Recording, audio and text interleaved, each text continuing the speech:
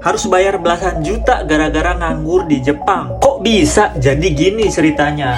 Gue resign dari perusahaan lama itu bulan 6 tanggal 7 kan. Dan posisi itu udah dapat perusahaan baru. Tapi pas pindah di perusahaan baru ternyata perusahaan itu nggak bener, nggak sesuai gaji dan lain-lainnya lah pokoknya. Dan akhirnya gue memutuskan untuk gak jadi tanda tangan kontrak di perusahaan itu.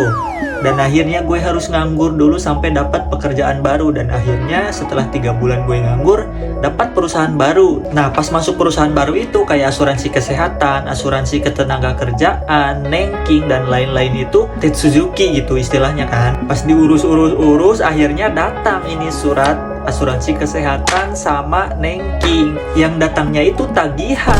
Tagihan apa? Tagihan 3 bulan selama gue nganggur. Karena selama gue nganggur gue nggak bayar Nenking, nggak bayar asuransi kesehatan. Jadi pas gue udah Tetsuzuki di perusahaan baru, ternyata tagihan yang 3 bulan selama nganggur itu datang. Tapi gue gak diem aja, gue coba sodang sama TSK.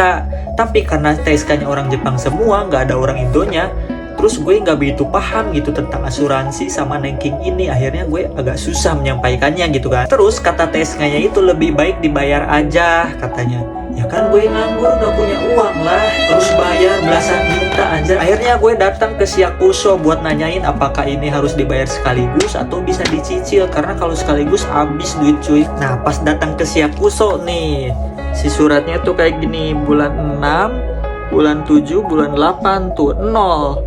Gue nggak bayar. Dan bulan selanjutnya ini gue pasti dibayarnya lewat potong gaji di perusahaan baru.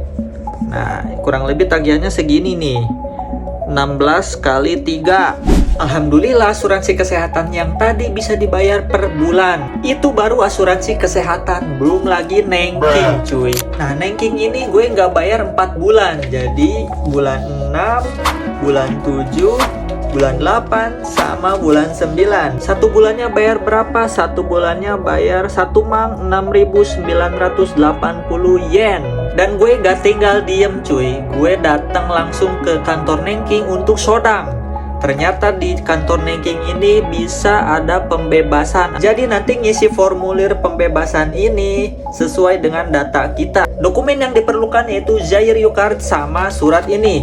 Surat ini didapatkan dari Kaisa lama ketika resign, karena di sini ada juga tanda Taisokunya. Lalu diproses dalam beberapa minggu dan tunggu surat datang apakah di ACC atau tidak. Dan akhirnya ceng pembebasan di ACC.